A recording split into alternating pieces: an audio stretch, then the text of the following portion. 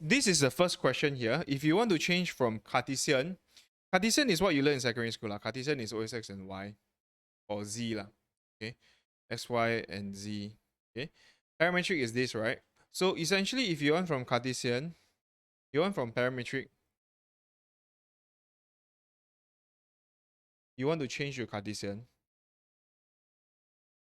There's only one way. You need to get rid. Parametric is in terms of t, right? The parameter lah. You need to get rid of t, so that it becomes x and y. Okay. That's the main idea. How do you change from Cartesian to parametric? It's not in your syllabus, so you don't need to worry about it. There's only one way street here, so you from parametric to Cartesian. That's what you need to worry about. Okay. Okay. So let's look at the first one. Parametric will be, this is x and y, right? Any coordinate is x and y, right?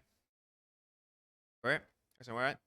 So you have got x equals to 1 minus 3t and y equals to 2 plus 3 over t. Any issue with that? What to do next? If you want to get rid of t, you can either make t the subject on the x side or the y side. It doesn't matter. You both get the same answer eventually. So I'll just make t the subject from this side because this seems to be easier. So 3t is equals to 1 minus x. T is equals to 1 minus x over 3. Okay. My whole goal is to make t disappear. So if I can somehow get rid of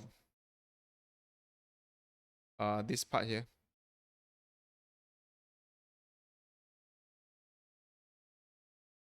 this one,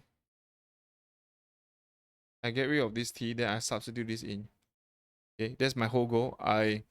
Then I sub t into y. That will be, then that will be, this is a Cartesian equation. You can just leave it like that. Okay. This is the answer. Same.